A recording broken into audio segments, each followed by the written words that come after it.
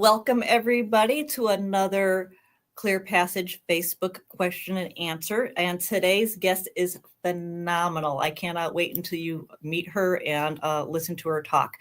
Today is Dr. Afua Bromley. She is with us. I have known her for a very, very long time. Thank you, Afua, so much for being our guest today. Thanks so much for having me. I'm really excited, and it's always great to be able to do things with you. It has been a long time. We don't age ourselves, but a few decades. Exactly, a few decades. So I'm going to tell you about Afua here in a second, but I have to tell you, she is one of the smartest, intellectual, compassionate, kind person that I've known. And she owns a clinic, and working with her, just the people involved in the clinic, it was just such a great, smart group of people getting together to work on each other. So thank you. You are brilliant. And I am just very, very honored to know you. Well, thank you, because you were part of that group. So, I mean, it was all of us. So, yeah, thank you. So let me tell you a little bit about Afua, because amazing. So of Dr. Afua Bromley. She is the owner of the Acupuncture St. Louis and Wellness Center. It's a holistic multi-specialty clinic in St. Louis, Missouri, and I'm in St. Louis too. So for over 25 years, she has worked to promote equitable access to quality integrative medical care to those in underserved and disenfranchised communities. In addition to her private practice, Afua has also worked with multiple nonprofits for ensuring quality care to everyone. Afua received her BA from Washington University, which is a very prestigious school in St. Louis, her master's in Oriental Medicine in Florida, and did a postgraduate training in China. She received her doctorate of Chinese medicine from the Pacific College of Health and Sciences in San Diego. So like I said, she's really, really smart. Afua is the former chair of the National Certification Commission for Acupuncture and Oriental Medicine and co-wrote the rules and regulations for the practice of acupuncture in Missouri. So that's a real legislative thing, and it's phenomenal. She's also a fellow and a White House scholar in the Academy of Integrative Health and Medicine. You lecture nationally and internationally, is an adjunct professor at the Massachusetts College of Pharmacy and Health and Sciences, and you still occasionally lecture at Washington University too, don't you? Once a year, yep. So wonderful. So viewers, if you are watching, any questions about Chinese medicine, any questions about acupuncture, any questions about how acupuncture is affecting the stuff we do at Clear Passage, put them in the chat, and Afua and I will answer them throughout the chat, or at least at the very end. So please, the more questions you have, the more you're going to learn. So go ahead and tell all of us. So Western-minded philosophy, and then you have acupuncture. How did you make that choice between one or the other? It was, first of all, I had wanted to be a doctor since I was 6 years old. And from that time, pretty much set myself up, because all I was really exposed to was outside of herbs. My mother's from Ghana, West Africa. So some traditional herbs, but really hardcore, I would say, Western medicine. And was on my way to medical school, and was sick. I lost my hearing for about 3 months and had taken antibiotics, had been to my physician, and my physician is like, I think, you had this virus, you lost your hearing, get over it. Basically, you still have one good ear. And a friend was dating an acupuncturist and had literally been harassing me almost weekly to let her significant other work on me. And I was very skeptical. Again, research at Washington University Medical School, pre-med, very hardcore, I would say, biosciences. And finally, we were at a picnic and he was there, and she said, will you let him work on you? He's got needles. And I'm like, okay, if you leave me alone, I'll let him work on me. The price of party, right? My first treatment was at a picnic table, and 5 minutes later I could hear. And I was just dumbfounded because I was like, okay, I definitely did not believe this was going to help me.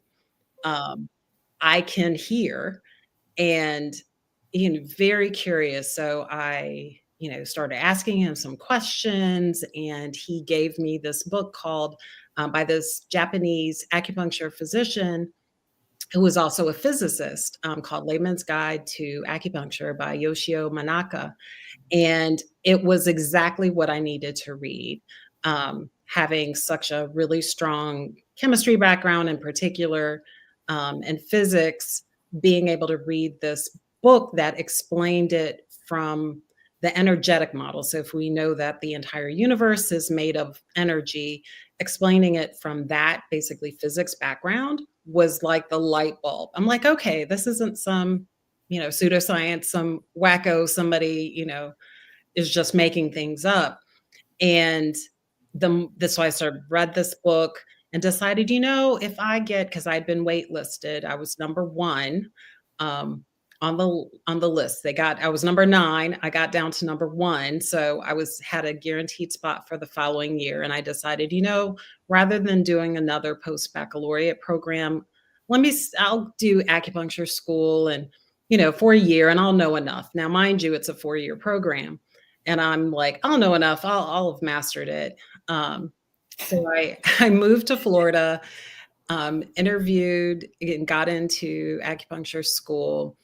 And right away, because you start didactic classes and you start observing in clinic, and you have to learn Western medicine too. It's not all Asian medicine because it still has a bioscience background. But what I was seeing in clinic was blowing my mind. And it was also because it's a different paradigm, was also really challenging for me to kind of unlearn some of how I thought about the body. But the things that I was seeing in clinic, I was just like, okay, this is what I want to do. Like, this is having so many different tools at my disposal. So I gave up my spot for medical school, which everybody around me was freaking out. My parents were calling me frantically, like, what are you doing? The medical school, actually, because I kind of hit it off with the women who were handling all the applications, and they were like, what are you doing? Okay, when you decide you get a hold of your head, you come and let us know, and we'll make sure, you could start again. But that was, gosh, that was almost 30 years ago. So actually that was 30 years ago this year. So you said something, and you said, even in your first year, you had to unlearn so much. And I think that's a big thing when we start talking about holistic treatment, alternative treatment, and Eastern treatment, is that instead of coming in with an open mind, it's almost like this unlearning. Yeah. Yes, for everybody else who's have not only the undergrad, but 5 years of medical, 4 years of medical school, right, and residency. And so when you said that, I went, oh, that's really interesting. You said even your first year, you were blown away. Can you give me a quick little story of just something that you saw that was just like, oh my goodness? I will tell you the thing that really sealed the deal for me, because I was seeing, little things, and, people with back pain, or their back pain would go away. But this one thing in particular, because I was early enough in my observation and didactic that I wasn't treating, but we were following the doctors around. And so we would assist in whatever way. And this one particular physician was seeing a new patient who had lupus, and she had some vision issues, but really had downplayed it. Her primary complaints were really around achiness in the joints and fatigue. And we knew she had a little bit of vision issues, but she didn't say how much. And at the end of the treatment, he had moved on. Dr. who I was following, had moved on to the next patient. And he said, can you walk her back up to the front so she can sign the rest of the paperwork and pay? So I walk her up, and she's just kind of walking right next to me. And I handed her the paper to sign, and she took the pen, and then she looked, and then she started crying. And she was like, I was like, oh my gosh, like, what's wrong? And she's like, I can see my name. I haven't been able to see my name in years. So just after that one treatment, her vision had improved. And again, mind you, this is not her primary complaint. She was already feeling better, but it was not her primary complaint. And I was like, oh my God. So she's like signing her name and just like, oh my gosh, I'll be back next week. But that for me was to be able to make such a fundamental shift because, and again, I had been pre-med since I was a little kid. So I knew the trajectory of lupus. And if you have vision issues with lupus, you're generally not getting it back. And she had been on the meds. She had, was doing all the things. Acupuncture, a family member had said, why don't you try this? So it was kind of her last hope for maybe we can offer something. But for me, that was really, mind was blown. And that week was actually when I made my decision that I was going to finish school, because I also knew I would not even have that much in terms of really being able to understand the medicine and apply it so that I could have, start to get to the level of skill as my teachers in school. It's just, again, and I will say after 25 plus years of practice, you continue to learn and understand your understanding of the medicine continues to deepen. We know the basics when you start practice, but like with any profession, the more experience you get and the more you're able to reflect on that experience, it helps you to continue to be a better healer. We noticed that with Clear Passage too, right? You hit it right on the head. You come out knowing the basic skills, but who do you surround yourself by? You surround yourself by an excellent team who keeps helping you problem solve this latest technique, this other way of doing something. Yeah. So I love your anecdotal story, and we all have those, right? Medical journals don't like anecdotal stories. Acupuncture gets a rep for being, a pseudoscience. So is there any type of research out there that's showing that debunks the myth of being pseudoscience and more sciencey? I mean, there's actually over 20,000 research studies. And not just,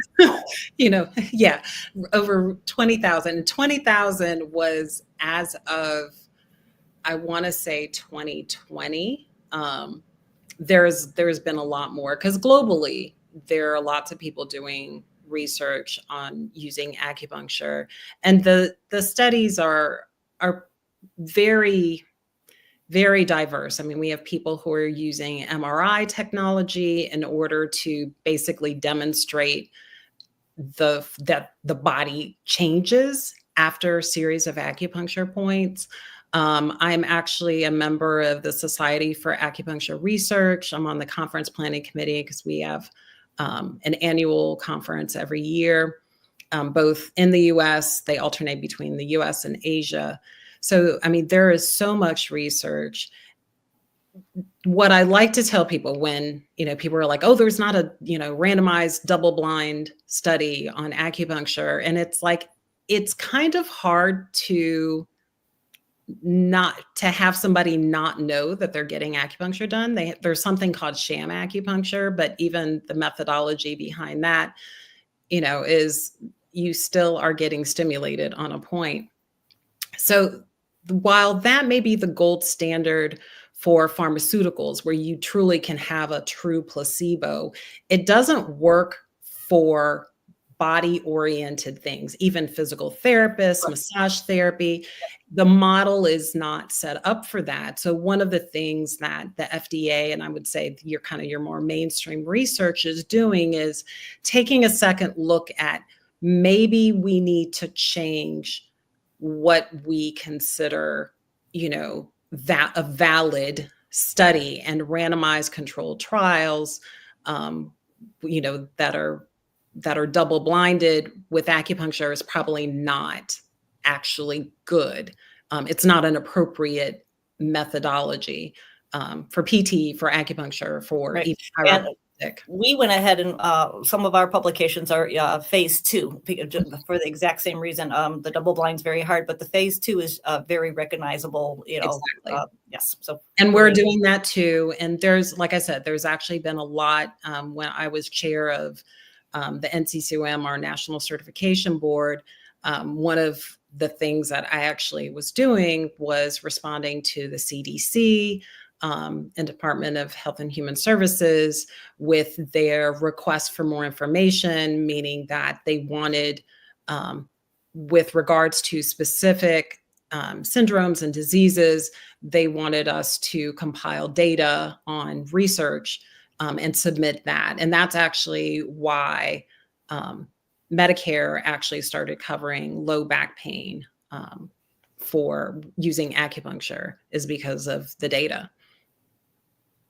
Thank you. Yes. So it is very interesting when people say there is no data or there is no research. Over 20,000 research projects, and get online, Google it, get on PubMed, and you'll find it. You are hearing. If you don't think there's research, you are listening to somebody who's telling you there is no research. So at Clear Passage, which we work with adhesions, but one of the big reasons people create adhesions is inflammation, right? Inflammation just is, and all those cells come in and help and create scar tissue. Can acupuncture help inflammation? And can you kind of explain how or why? Sure. It absolutely helps with inflammation at a fundamental level, every point on the body. And there's literally over thousands. There's over 1,000 points. There's over 400 fixed points, and then additional points that we call asha points. And that's kind of like loosely translated trigger points. But each point, in addition to having what we call a channel or organ function, is going to have a localized function, increasing blood circulation and decreasing inflammation.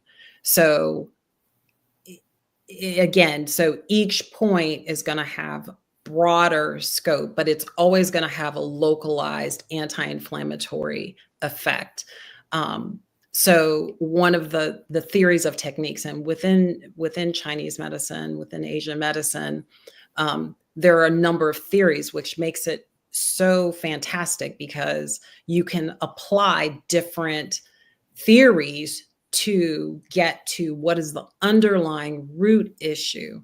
And so, I mean, even if you have even the least amount of skill as a diagnostician, when somebody's got inflammation. So you at a minimum can work to decrease inflammation, which makes what we do with acupuncture, and we also have a body work component to Chinese medicine in addition to herbs and lifestyle and nutrition, but it makes it so complementary to things that you do at Clear Passage in terms of manually helping the body to decrease that inflammation.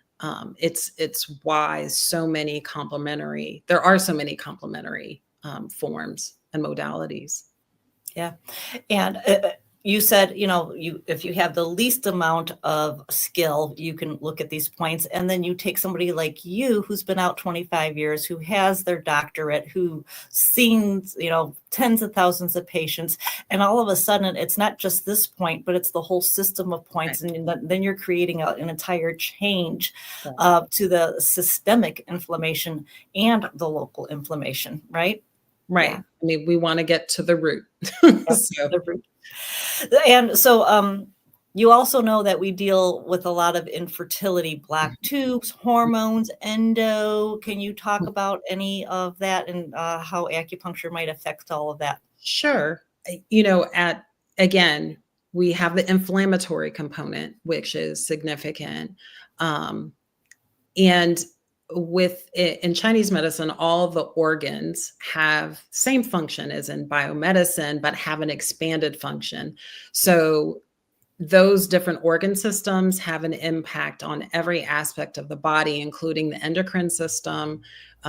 One of the things, especially with blockages and adhesions that we say in Chinese medicine, we call it a blockage of qi and blood often. So if something is blocked, whether it's qi or is blocked, your body can create adhesions. We know adhesions can be formed due to trauma, but stress is also trauma. So we see, there's a thing that we often say in the US, like so many people have liver qi stagnation, and it's just the amount of stress and you're holding on to all this tension, and that tension can be, and for women, especially in the breasts or chest with fibrocystic breasts, in the pelvic area. So that can look like endometriosis, ovarian cysts, fibroids.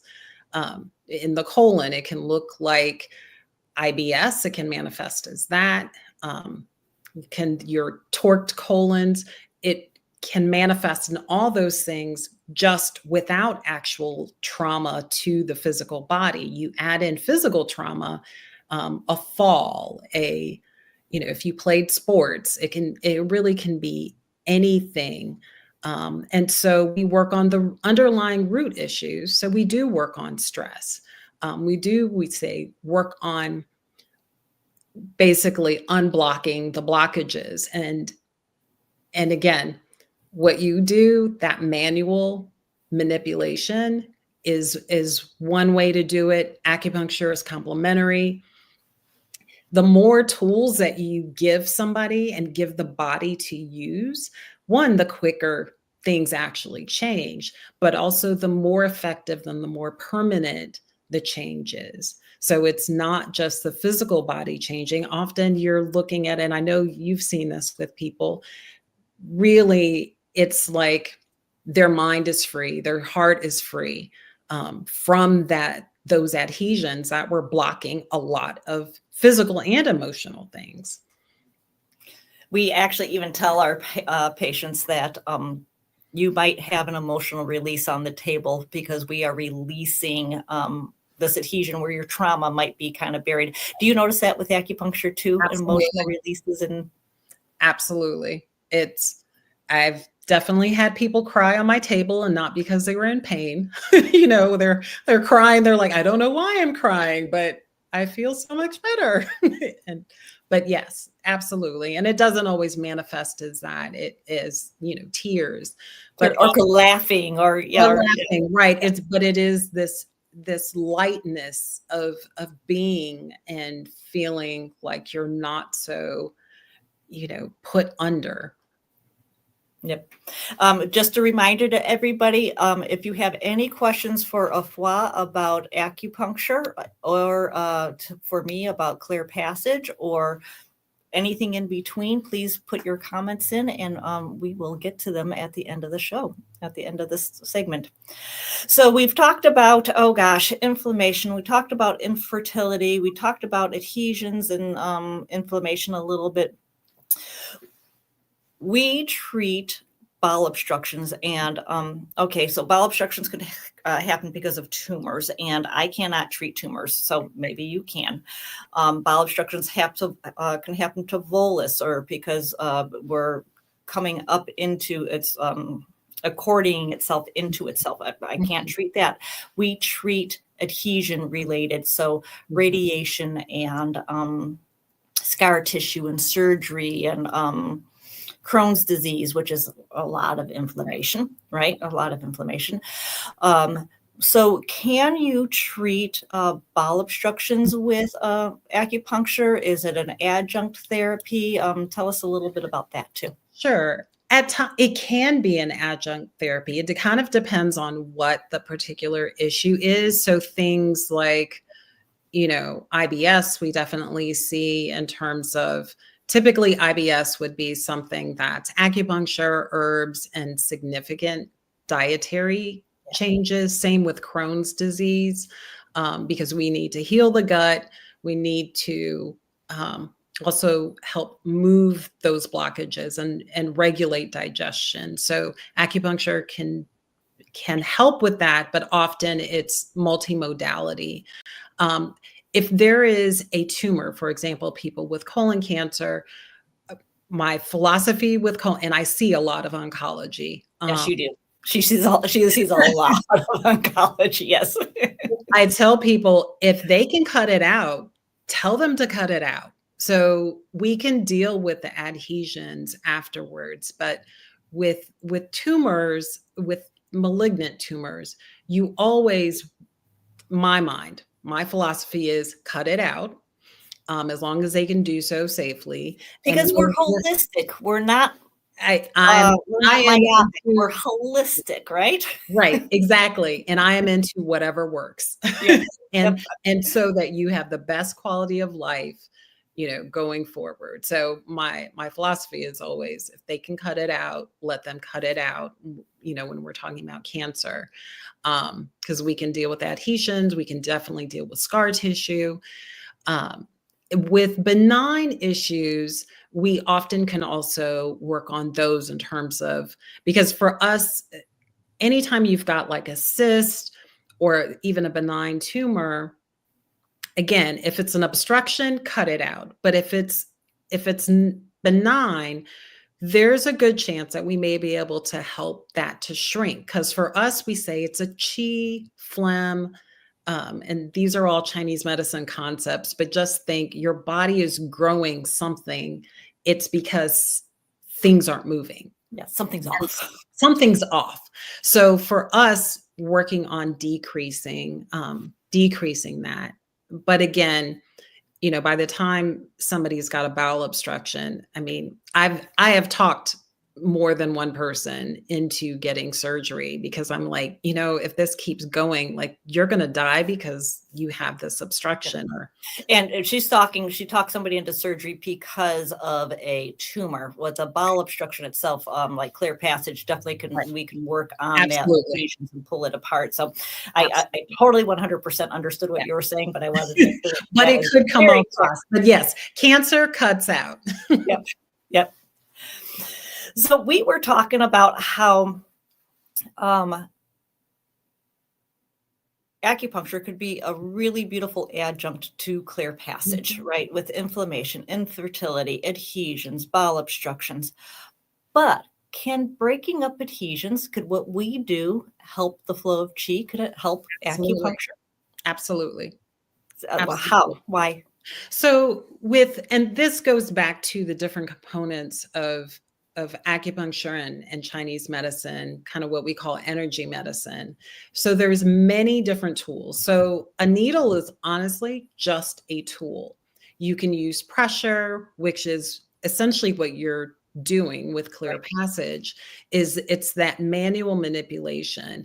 In Chinese medicine, we use something called Tui Na, which is basically the Chinese form of body work. It's Anma in Japanese medicine. But it is moving the qi, it is moving the blood, it is manipulating those movements with your hands. You can do similar things with herbs and food. And so it's just, what tools do you have to work with? And for us, it's always, you want to choose the tools that are most appropriate. And that may mean, and again, I said, the more tools you use, the quicker things move.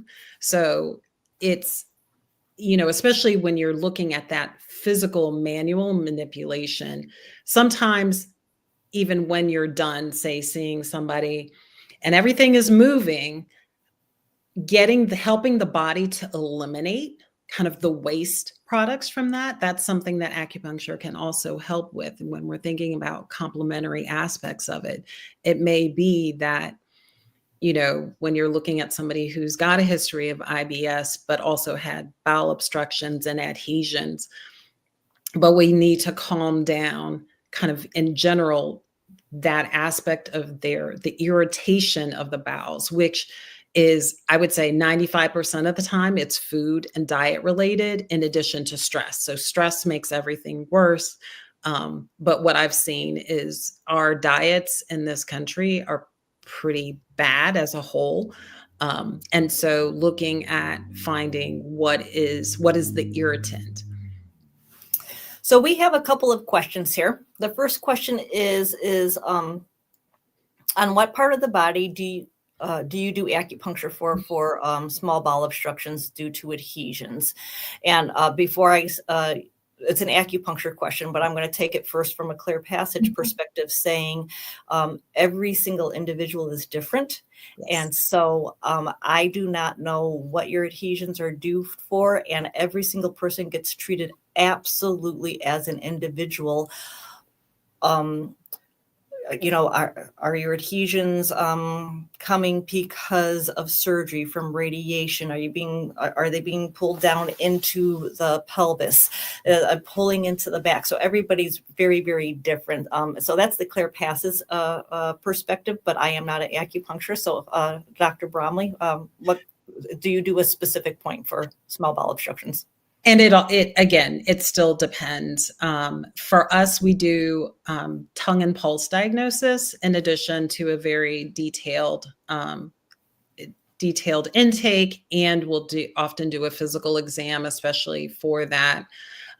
So with the tongue and pulse diagnosis, I get a better sense of what's happening internally, organ system wise, because again, I want to get to the underlying reason of why. And a lot of times when patients are giving us information, if you've had surgery, that tells me one thing, but often if there's an emotional root and there isn't necessarily something physical that happened to you, then I need to figure out what the issue is in order to treat. So the points could be on your abdomen, but not necessarily. A lot of times I'm doing points on the hands. I may be doing points on the legs. So it all goes back to what is the underlying issue? And I talked about that diagnostician part. And in Chinese medicine, that's a real key component. It's why what we call cookbook acupuncture doesn't really work for a lot of complex things where, here are these points. So I'm gonna stop you right here, because you just hit something on the head, which I knew, but I was like, oh, that is so many people go to acupuncturists that had a year worth of training. My chiropractor is doing my acupuncture, and they're doing these by the book number things. Talk a little bit about, you were talking about diagnosing and tongue and pulses. How is that so much different in 4 to 6 years, the 8 years, the 10 years of training versus the 200 hours 45-hour course that I did? 200 hours. No offense to my chiropractor brethren, but the difference in training is significant. Yes. When you're looking at, I talked about having my master's degree, and my master's degree was actually based on the doctorate in China. So it was a 4-year program condensed into 3, because we went to school year round with between 30 to 35 credits per term. So it was heavy, and then the doctorate on top of that and my externship. So we're talking thousands of hours. At a minimum, you have to have 2,000 hours. At a minimum, most programs are closer to 4,000. And when you're talking about not just didactic, or classroom work, you're talking about in clinic observing lots and lots of patients. So by the time I had finished with what we were doing in China, after I'd actually graduated, literally had seen a few thousand people, especially in China, just because we would have like 100 people a day. I mean, it was off the chain busy. But it was helpful just being able to see within the hospital system in China, just the volume of people. You get to see so many different things. So even though my student clinic— So you're assessing each person. You're assessing each person. Yeah. Tongue, pulses, this, that, versus, back pain, we're doing these 6 points. Yeah. So each and every person is an individual. Right. Amazing. Amazing. The other question we have is, have you ever done injections for a bowel obstruction? If so, can you elaborate? And I know nothing about this, so I can't say anything, but do you, Afua? I don't do injections. In some states, you can do injections. It's another level of training. And in Missouri, where I live and practice, it's not allowed. In Florida, actually got that into their licensure after I'd already moved away. In New Mexico, Florida, and maybe Washington State have injection therapy. I do know people who do it. I'm really not very knowledgeable at all, other than to know that people do it, and there's a host of things that you can do with injection. So I would have to defer to, unfortunately, I'd have to defer to someone else who has that information. But excellent question, because I do know that it's there. I'm just not well versed in it. Thank you. Thank you. So as clear passage, I know acupuncture is usually fee for service. Now, there are insurance that may pick up here or there, right? As people start to actually, I see more and more people willing to invest outside of insurance into their health. But if you have somebody come up to you and have that question of, well, you know what, this is really an investment. I'm not sure if I want to make it. I could be, going on vacation. I could be getting my nails done. Do you have a response to people who are saying, my insurance doesn't pay for it, and this is really a big investment? I get it. I get it. What I generally will tell people is, one, I do offer some sliding scale.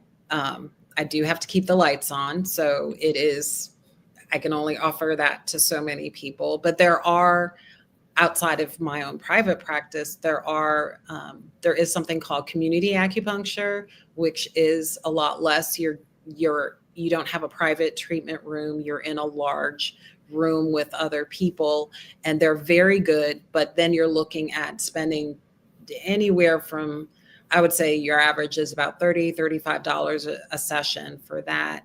But I do tell people, when things are important to us, we also have a tendency to find the money for them. Find a way. Yep. And so investing in yourself is the best thing that you can do when you're talking about investing in your health. I also tell people, you might be the most wonderful, nice person in the world. I have a wait list that is long. So I'm going to try to get rid of you as quickly as possible and solve your issue and give you as many additional tools as possible so you can also help yourself and preferably help prevent any recurrence of whatever's going on. Now, that doesn't mean, for example, I have people who are, as I mentioned, I have a lot of oncology cases. So, once you're done with your treatment, often we're just doing that prevention. We want to make sure that your system is staying healthy. So hopefully you don't have a recurrence of cancer. So I used to run an HIV clinic. Those are people, what we want to do is get you as healthy as possible and then maintain. So you're not looking at a weekly treatment ongoing forever. But, it's, again, we come up with what's going to make sense. But a lot of people I might see 2 to 4 times and then you're done. It kind of really, but I see the gamut in terms of the wide variety of things. Back pain, neck pain, those are, unless you've got some real damage, those can, but you lifted something too heavy, you woke up with a crick in your neck, you might come see me once. But again, it's an investment, and it's really a different frame of mind. Traditionally in China, you actually work to make sure you were preventing things instead of the disease model that we have here. So I do have people who they're like, hey, doc, I'm great. I want to make sure I'm great. So I'm coming to see you quarterly. I have a few people, I see them once a year. They're like, I feel good. I'm great. I'm just here for my tune-up, let you do the assessment, tweak a little things. and we go from there. So it really is up to you, where you have your investment. But know that generally speaking, like we want to get to the underlying issue so we can resolve those and you can move on. I was listening to a speaker last night, the speaker series, and it was the 4-starred admiral. It was Admiral James Stavadish, and he retired, but Supreme Commander of NATO, Supreme Commander of the U.S. military. And he was talking about soft investment and hardcore investment. And he was talking about, peacekeeping missions is soft investment, and but the hard money is the military, which is so much more expensive than peacekeeping missions. Yeah. And he said, think about it this way. If you invest in your health and you exercise and you do your diet and you see your complementary medicine people and you take the medications that you're supposed to and you make those investments, then the cost of health care, your surgeries, the time off work, all of that's the hard medicine, the hard cost of medicine is going to be much, much less. So just that fun little story as you were talking about your absolutely. Yes, what applies for the military and for foreign policy, good foreign policy is preventive. It's preventive, it nurtures relationships, and just like you're nurturing your body every day with what you eat, with what you drink, how you move, whether you move or don't move, if you get enough sleep, all those things. More and more research shows when you talk about longevity, it really is those things that we do on a regular basis that are in our best interest and have the best outcomes. Because it's really hard, that hard investment that you were talking about, Sharon, with the more major interventions. It's not pretty. No, it's not pretty. And it affects everybody, your whole system, your family, the house, the health. Yes. But let's wrap things up and just go ahead and tell people, how can they get a hold of you if they want to make an appointment? Yes. Sure. And I'm going to put a plug into, I'll tell people, since this is a national podcast too. So my practice is Acupuncture St. Louis, and you can find me at acupuncturestlouis.com. But for those of you who are outside the St. Louis area, if you go to nccaom.org, that's our national certification board. So that I was former chair of, we do the 4 board exams for practitioners to get licensed. There's a Find a Practitioner page, and that will allow you to find somebody who's nationally board certified in your area. So they've got at least, close to the same training or the same training that I have. But always ask other people as well, because, sometimes you need to have a good fit between you and another person. So that's nccaom.org. And then our office, we have 3 acupuncturists and 2 massage therapists, but it's acupuncturestlouis.com. And then a last plug for acupuncture research. For those of you who are interested in research, our website is acupunctureresearch.org. Lots of information. Yes. And so there was a question here about treatment time. So Clear Passage has locations in Florida, New York, St. Louis, Dallas, Reno, and London.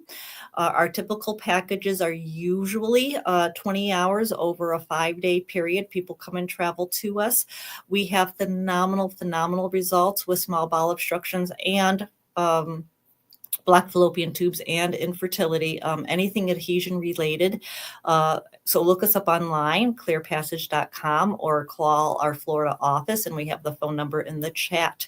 So I do have to say, I know we've ran over time, but that's because Afua and I just love to talk, and we could get our geek on all day long. So thank you very much for your time today. I so appreciate you, and I love you. Thank you. Thank you so much for having me. We appreciate it. All right. Goodbye, everybody. We'll see you at the next Facebook Q&A.